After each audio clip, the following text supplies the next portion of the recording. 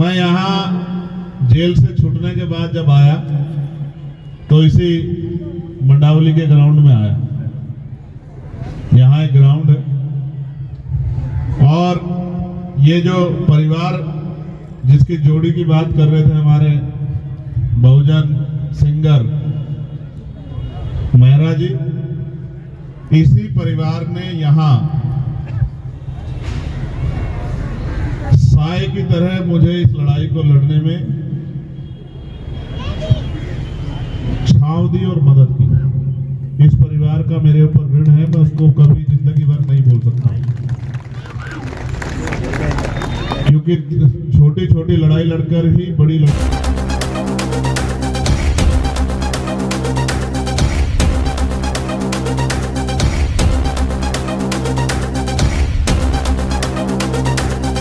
लड़ी जा सकती है। आज ये लड़ाई काफी आगे बढ़ गई है। दिल्ली में विधानसभा का चुनाव है। दिल्ली चुनाव पे भी मुझे आपसे बात रखनी है।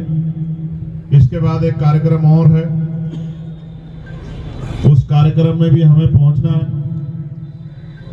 उधर सामने बहुत सारे सज्जन पुरुष जो हैं, जो नौकरी से रिटायर हुए हैं, उनके आसपास के साथी भी मुझे अशोक जी और दिख रहे हैं। हम महापुरुषों को पूजते तो बहुत हैं, लेकिन उनके दिखाए रास्ते पे कम चलते हैं। अगर हम महापुरुषों को पूजने के साथ उनके दिखाए रास्ते पे चलना शुरू कर दें तो शायद हमें किसी परेशानी के लिए किसी के आगे हाथ ना फैलाना पड़े, क्योंकि डॉक्टर बाबा साहब अम्बेडकर भारतीय संविधान में इस तरह की व्यवस्था कर गए हैं कि जो आदमी गरीबी, बेबसी, लाचारी और बहुत बुरी हालात में पैदा हुआ है, वो भी आगे बढ़ के प्रदेश और देश में अपना अपने क्षेत्र का नाम भी रोशन कर सकता है, क्षेत्र की, प्रदेश की, देश की सेवा भी कर सकता है और लोगों की जिंदगी भी बदल सकता है। इसके उदाहरण के लिए आपको कहीं और जाने की जरूरत नहीं है। इसका जीता जागता उदाहरण मैं चंद्रशेखर आजाद आपके सामने हूं।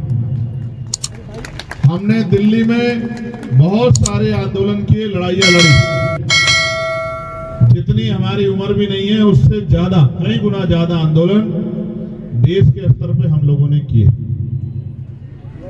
और आंदोलन सिर्फ जनता की भलाई के लिए, अपने व्यक्तिगत किसी भले के लिए शायद कोई आंदोलन ना किया।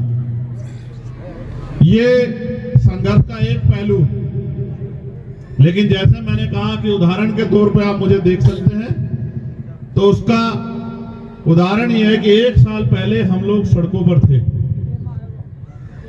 हर आंदोलन में शामिल होकर लोगों को न्याय दिलाने का काम करते थे। और जब हम आंदोलन करने जाते थे तो कभी पुलिस हमें घर पर अरेस्ट कर देती थी, कभी किसी जगह पर अरेस्ट कर देती थी, कभी बैरिकेडिंग लगा देती थी। और 1 साल पहले हमने अपनी कोर कमेटी के साथियों के साथ संकल्प किया। ये संकल्प तो मैंने 6 दिसंबर 2020 को भी किया था, लेकिन तब पार्लियामेंट का चुनाव जा चुका था कि इस बार इस संसद के दरवाजे खुलेंगे तो इसमें एक कदम आजाद समाज पार्टी और भीम आर्मी का भी रखा जाएगा। और जब इस बार 24 में दरवाजे खुले तो जो कमिटमेंट हम लोगों ने किया था अपने साथियों से, उस कमिटमेंट को आगे बढ़ाने का काम हमने किया। क्योंकि हम लोग उत्तर प्रदेश में 2 ही सीटों पर चुनाव लड़े थे। एक सीट पर हमने चुनाव में जीत हासिल की और दूसरी सीट पर हमें 80,000 से ज्यादा वोट मिले। मैं बात आपको इसलिए कह रहा हूं कि कल तक जिनकी सुनवाई नहीं होती थी, आज भारतीय संविधान में जो संवैधानिक शक्ति हमें दी है, उस शक्ति के आधार पे जो कल तक दूसरों के लिए न्याय मांगता था, आज उसकी कलम में इतनी ताकत है कि वो लोगों को न्याय दिलाने का काम कर सकता है, न्याय दे भी सकता है। ये छलांग बाबा साहब अम्बेडकर के संविधान ने शक्ति के रूप में हमें दी। कल तक हम लोगों से मांग करते थे कि इस क्षेत्र में काम करा दो। आज संवैधानिक शक्ति की वजह से एमपी बजट हमारे पास है कि हम अपने क्षेत्र में जिस गली सड़क को देखते हैं कि इस गली सड़क के बुरे हाल है, तो चंद मिनटों में अपने क्षेत्र के अधिकारियों को कह के अपने बजट से उस सड़क को बनाने का प्रस्ताव जो है पारित करते हैं और 1-1.5 महीने के अंदर वो सड़क जहां गारा, मिट्टी, कीचड़, गंदगी परेशानियां होती है, वो इस तरह की बनकर खड़ी हो जाती है कि उस सड़क पर चलते हुए आदमी जूते भी ना हो तो नंगे पैर चलते हुए अपने आप को अच्छा महसूस करता है कि हमारी सड़क अच्छी है। ये अवसर अगर पैदा हुए हैं तो ये संवैधानिक शक्ति इसके आधार पे पैदा हुए हैं। जैसे पढ़ लिख कर हम लोग, अगर हमारे दादा परदादा गांव में खेती किसानी, मजदूरी, सफाई का काम या और भी कोई काम जिसको कर कर अपना जीवन गुजर बसर करते थे, लेकिन आज इस देश में संविधान की वजह से अवसर है कि एक किसान, मजदूर, गरीब परिवार का बेटा भी पढ़ लिख कर डॉक्टर, इंजीनियर, IAS, IPS, वकील, जज बन सकता है। आज अगर झोपड़ियों से निकल के ये महलों तक का सफर तय हुआ है तो ये बाबा साहब अम्बेडकर के 4-4 बच्चों की कुर्बानियां और भारतीय संविधान में जो अधिकार शक्ति हमें मिली है, ये उसी की वजह से संभव हो पाया। लेकिन मैं ये सोचता हूं, एक डॉक्टर, इंजीनियर, IAS, IPS बनने के लिए तो कई साल मेहनत करनी पड़ती है, 10-12 घंटे खर्च करने पड़ते हैं, ये तो मेहनत का काम। और लोकतंत्र जब नहीं था, राजतंत्र था, तो राजतंत्र में तो उससे भी कठिन था। उसमें युद्ध होते थे, तलवारें चलती थी, भाले चलते थे, बंदूकें चलती थी, तोपें चलती थी, हजारों लोग जान जाती थी, धरती रक्त रंजित हो जाती थी, तब जाके राज बदलता था।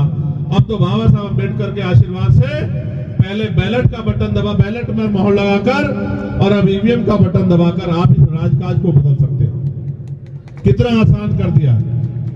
लेकिन जैसे मैंने कहा कि पहले युद्ध करने के लिए तलवार चलानी सीखनी पड़ती थी, भाला चलाना सीखना पड़ता था, बंदूक सीखनी पड़ती थी, बंदूक खरीदनी पड़ती थी, तलवार खरीदनी पड़ती थी, तोप खरीदनी पड़ती थी।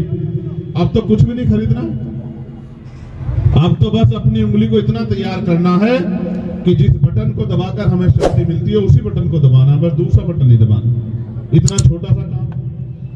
हमारे महान पुरुषों ने तो ये भी कहा कि राजनीति में हिस्सेदारी नहीं करोगे तो उसका सबसे बड़ा नुकसान ही होगा, उसका सबसे बड़ा दंड ये होगा कि अयोग्य लोग आपके ऊपर शासन करेंगे। हमारे लोगों ने इस बात को नहीं समझा, नहीं समझा। हमारे लोगों ने राजनीतिक शक्ति दूसरे लोगों के हाथ में दे दी और इंतजार करते रहे कि ये हमारी जिंदगी बदलेंगे। इसी का खामियाजा हम लोगों को भुगतना पड़ा। मैं आपसे कहना चाहता हूं, जो बहुत दिन पहले डॉक्टर बाबा साहब अम्बेडकर कह के गए थे कि political power is the master की, राजनीतिक सत्ता वो चाबी है जो आपकी सारी परेशानियों का हल कर सकती है। राजनीतिक सत्ता वो सुनहरी चाबी है जो आपकी सारी परेशानियों का रास्ता खोलकर आपकी जिंदगी को आसान कर सकती है। लेकिन हम लोगों ने इस बात को नहीं समझा, और जहां जहां समझा वहां हमारे दुख तकलीफें भी खत्म हुई और हमें ताकत भी मिली। लेकिन नौजवानों में तो भीम आर्मी आजाद समाज पार्टी के साथियों ने संघर्ष करके ये भावना पैदा कर दी है कि वो कोई और बटन नहीं दबाना चाहते, वो अपनी मुक्ति का, अपने लिए शक्ति का बटन, आजाद समाज पार्टी का बटन दबाना चाहते हैं। ये भावना नौजवानों में तो भीम आर्मी आजाद समाज पार्टी के संघर्ष से पैदा हो गई। आज ये देखो, जो बड़ी बड़ी पार्टियां कभी जाती नहीं थी, जिनके पीछे खड़े होकर लोग राजनीति करते थे, हमने पिछले 7-8 साल से संघर्ष करके एक नया ट्रेंड बनाया है कि अगर आज कहीं कोई घटना होती है तो सारी पार्टी भागने का कोशिश करती है कि जाओ जाके दुख तकलीफें दूर करो। मैं कुछ घटनाएं रख देता हूं। हाथरस की घटना हुई, कोई जाने को राजी नहीं था। मैंने और हिमांशु जी ने मोर्चा लिया कि हम लोग हाथरस चलेंगे। हम लोग हाथरस के परिवार से विकट परिस्थितियों में मिलने गए, मोर्चा लगाया गया कि पुलिस को किस तरह से, पुलिस के आंखों से बच के जाना है, और मोर्चा सफल भी हुआ। जब यहां पकड़े गए टोल पर हजार के, तो पुलिस के पकड़ने से पहले सरकारी बस में चले गए, हमारी बस को घेरने से पहले कपिल जी के जरिए मोटरसाइकिल के रास्ते अलीगढ़ चले गए और अलीगढ़ में जब मुख्य द्वार पे पुलिस खड़ी थी तो दीवारें को टाप के पिछले दरवाजे से अस्पताल चले गए। और फिर जब यहाँ हमारी बच्ची जो है हमारे डिमांड पे हमने कहा एम्स ले आओ, एम्स की बजाय सफदरजंग लाई गई, तो सफदरजंग में जब उसके साथ अन्याय हुआ, उसकी जान चली गई और हम लोगों ने मोर्चा लिया, तो हमसे वादा करके पुलिस ने वादा खिलाफी की और हम लोगों को गिरफ्तार कर दिया और उस बच्ची का सब जो जाके जला दिया। आप देखो उससे पहले कोई जाता था क्या हमारी बस्तियों में? अगर जाता था तो चुनाव के समय जाता था, क्योंकि चुनाव के समय हमारी उंगली में वो शक्ति होती है कि जिसे चाहे कुर्सी पर बिठा दे और जिसे चाहे जमीन पर पटक दे, किसी का भी अहंकार तोड़ दे और किसी भी गरीब को कुर्सी पर बिठा के उसके कलम में ताकत दे दे। ये शक्ति हमारे पास डॉक्टर अंबेडकर के संविधान से हमें वोट के रूप में मिली है। तो जाते तो थे लोग, लेकिन तब जाते थे जब हमारी जरूरत उनको होती थी, जब उनकी जरूरत हमें होती थी तो हमसे मुंह फेर लेते थे।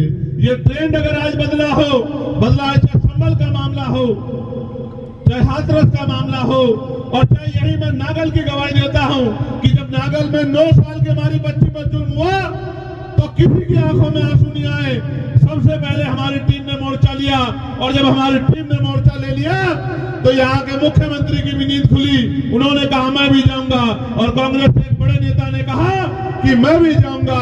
मैंने कहा था वहां जाके कि अब चंद्रशेखर आजाद आ गया है, अब आप देखना कि हर नेता को लगेगा कि वहां जाना चाहिए।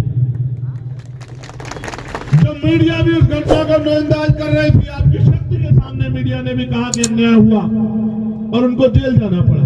ये बात मैं आपसे इसलिए कह रहा हूं कि मैंने अफसर रातें बिताई हैं, चाहे सानी साइन बाग का आंदोलन हो या जामिया के बच्चों पर जब लाठियां पड़ी उनका आंदोलन हो, जिसके सामने हेडक्वार्टर का घेराव करके। और एक बात जो मुझे हमेशा याद रहती है कि जब हम रात को हेडक्वार्टर पे गए थे तो कुछ घंटों के बाद हमने जब वहां से चलने की कोशिश की तो एक भाई ने और एक बिटिया ने मेरा हाथ पकड़ लिया और मुझसे कहा कि भैया आप मत जाना, सब चले जाए, आप मत जाना। तो सिकंदर साहब, मैंने कहा कि क्यों नहीं जाना? तो बोले आप चले जाओगे तो पुलिस हमें बहुत मारेगी, हम बेटियां हैं, आप हमारा अपमान होगा, आप मत जाओ। और मैंने हिमांशु जी से कहा कि भाई अब क्या करें? तो बोले करना क्या है कि अब यहाँ रहना है, इनकी रक्षा करनी है, यही तो काम हम लोग करते हैं। तो फिर हमने गाड़ी मंगाई और गाड़ी के ऊपर हम लोग बैठ के, ठंड का मौसम था, 0 डिग्री टेम्परेचर जा रहा था, तो रात को 3 साढ़े 3 बजे तक उस पर बैठे रहे। 3 साढ़े 3 बजे तक जो है आंदोलन करते रहे और जब तक वो बच्चे नहीं छूटे और पुलिस ने जामिया को नहीं छोड़ा तब तक लड़ते रहे। और जब सब बच्चों को छोड़ दिया, जो पकड़े थे, तब उसके बाद हमने वहां से निकलने का काम किया।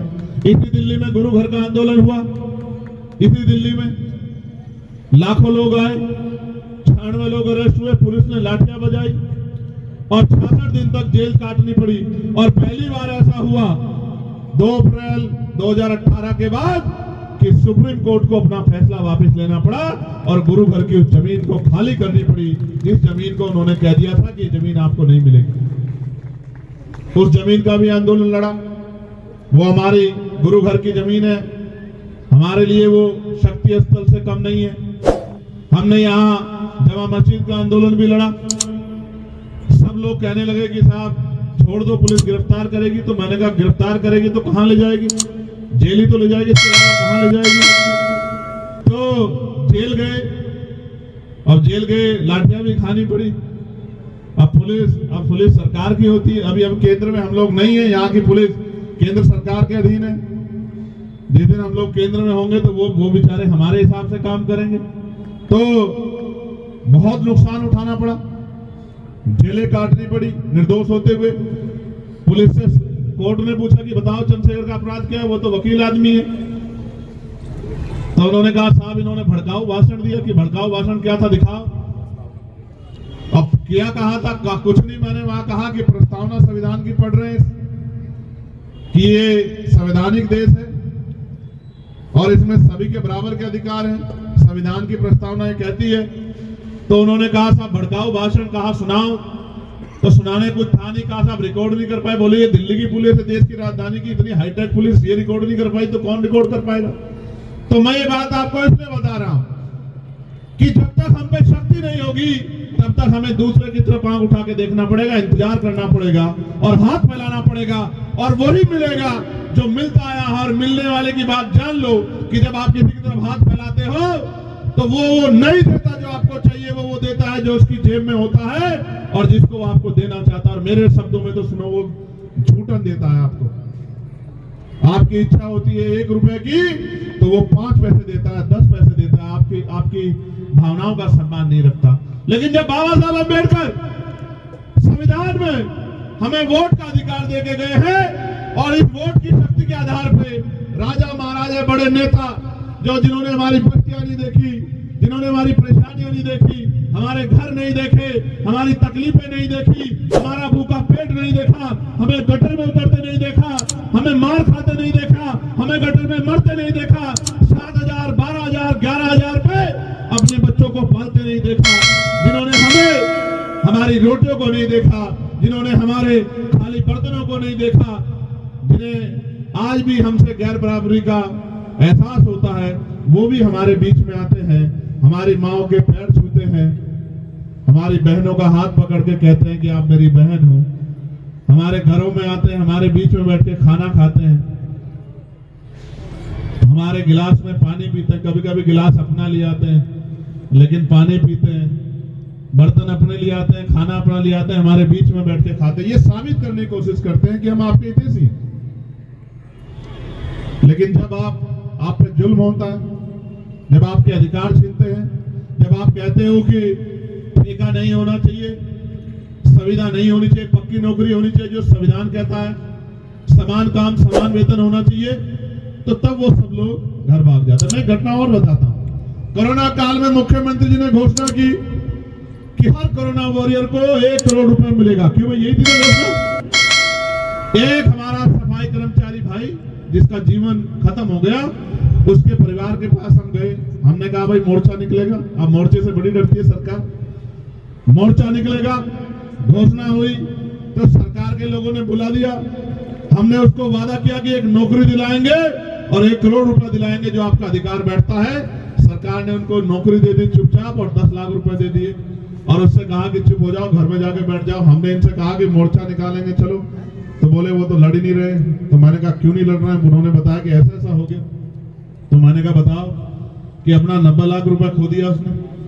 बोले ये मिल गया, ये भी बहुत है, आपके जाने से ये मिल गया। यही दिल्ली में नए साल पे एक बेटी को घसीटा गया था, आपको याद होगा, 10-11 किलोमीटर बवाना में उसके परिवार के साथ जाके उसके ऊपर हुए जुल्म की लड़ाई हम लोगों ने लड़ने का काम किया। तो हमने कोशिश की आपकी आवाज बनने की।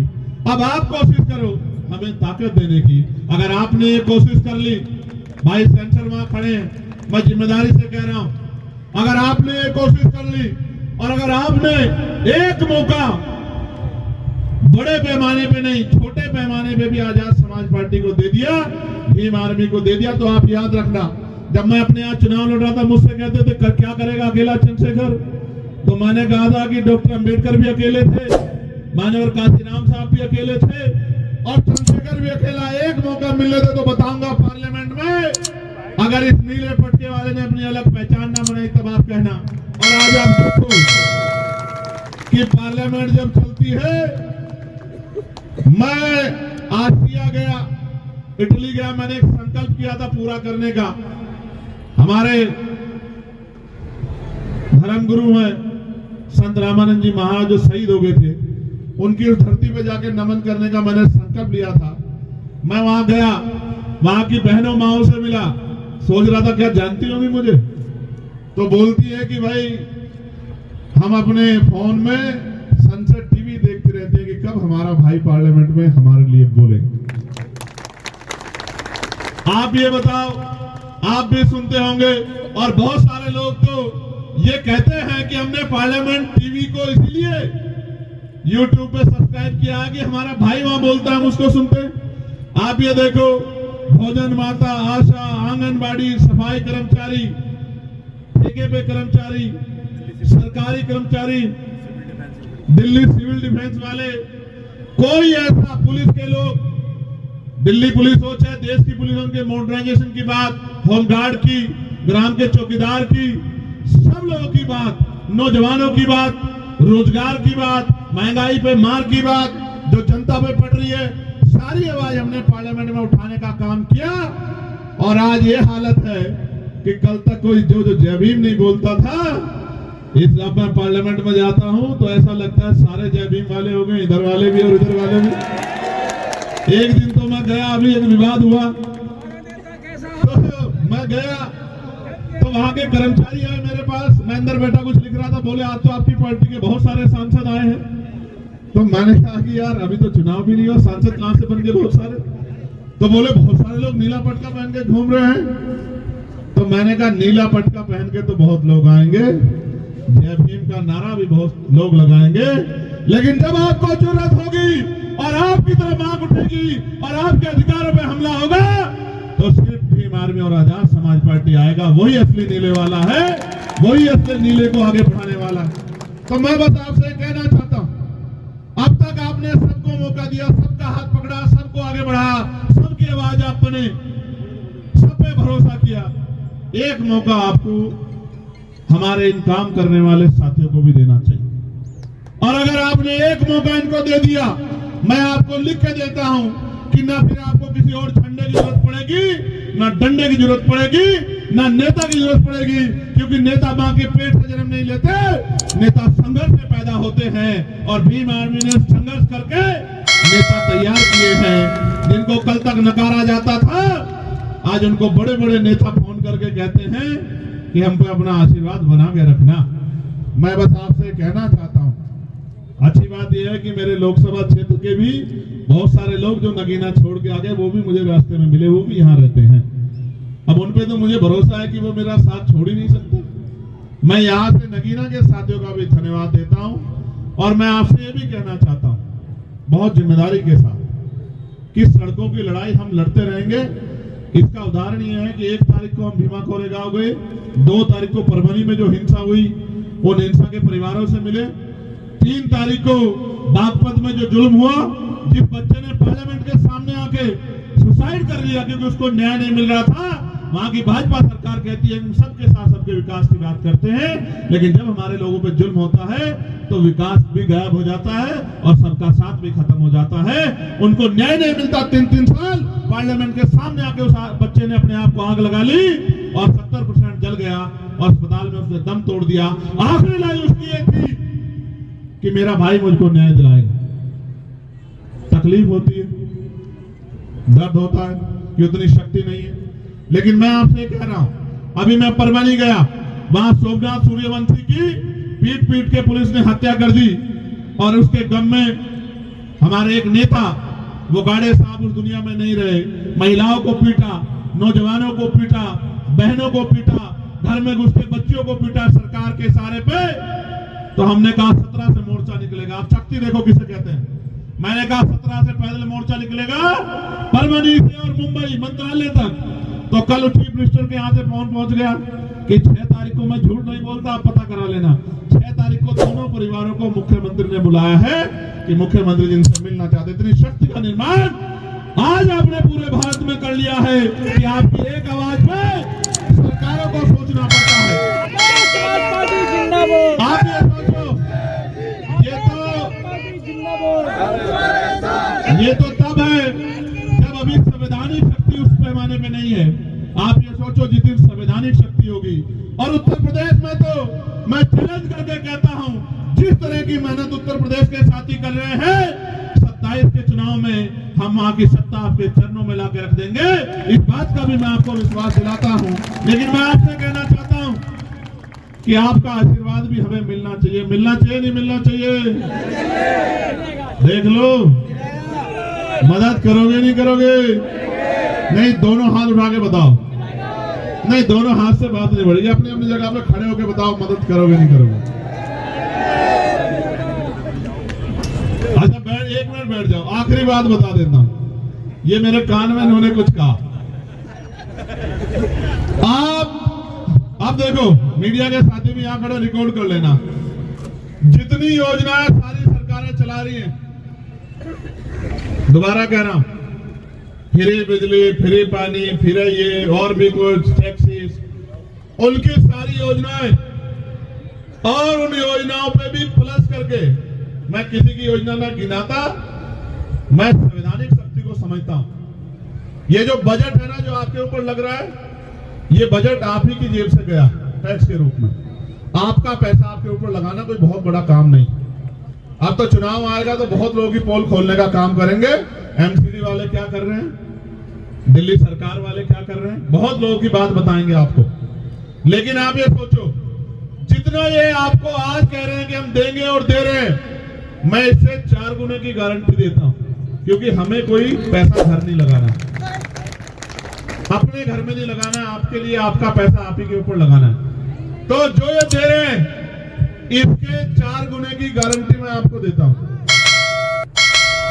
मैंने मांग की प्राइम मिनिस्टर से कि उस शिक्षा में स्कॉलरशिप मिलनी चाहिए। दिल्ली के मुख्यमंत्री ने पढ़ लिया, उनकी रिसर्च टीम ने अगले दिन उन्होंने कहा, मैं बहुत बड़ी घोषणा बाबा साहब अम्बेडकर पे करना चाहता हूं, कल इस समय करूंगा।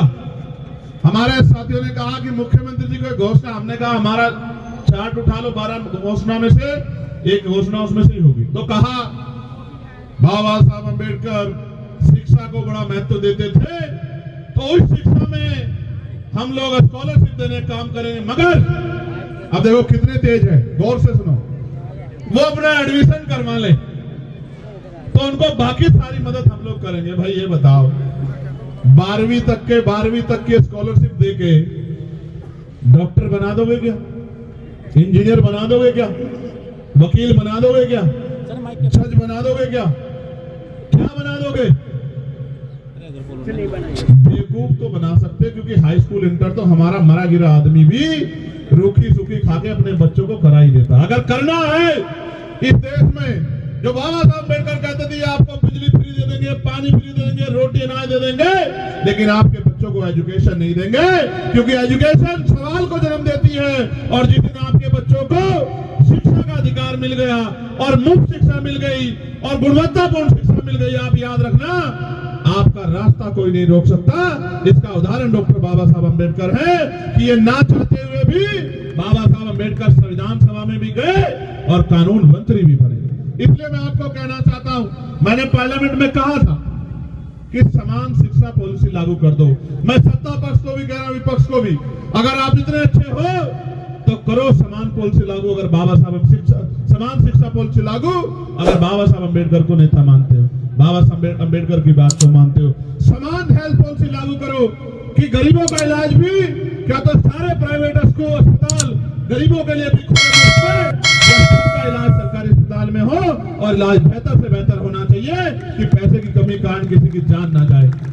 होना यह चाहिए कि गरीब के बच्चे को एजुकेशन वो कभी तक ले, गुणवत्तापूर्ण एजुकेशन, और वो इतने कम दामों में मिलनी चाहिए किसी की जेब न कटे। हमने तो देखा अपने आप से कि बड़े स्कूलों में, प्राइवेट में हमारे लोग हिम्मत करके भेजते हैं। मेरी माएं पेट पे कपड़ा बांध लेती हैं, एक टाइम का भोजन काट के अपने बच्चों को पढ़ाती, क्योंकि बाबा साहब क्या कह गए थे। लेकिन सच ये है कि ये सारे काम आपके आसान हो सकते हैं अगर आप अपनी राजनीतिक ताकत बना लो।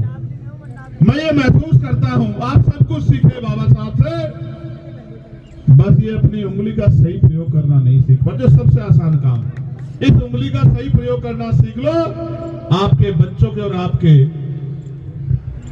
तरक्की के रास्ते खुलने में बहुत देर नहीं लगेगी। आप यहाँ आए, आपने मुझे सुना,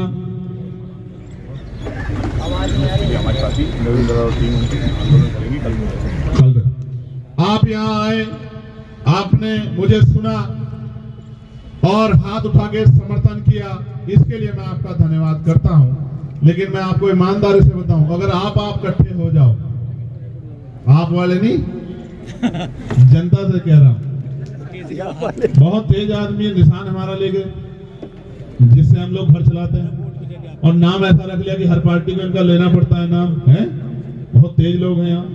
तो मैं आपसे ये कहना चाहता हूं, अगर हमारे कमजोर समाज का हाथ हमारे सर पर आ जाए, उनका आशीर्वाद मिल जाए, तो फिर किसी दूसरे की जरूरत नहीं पड़ेगी। फिर आप अपने आप में शक्तिशाली हो जाओगे।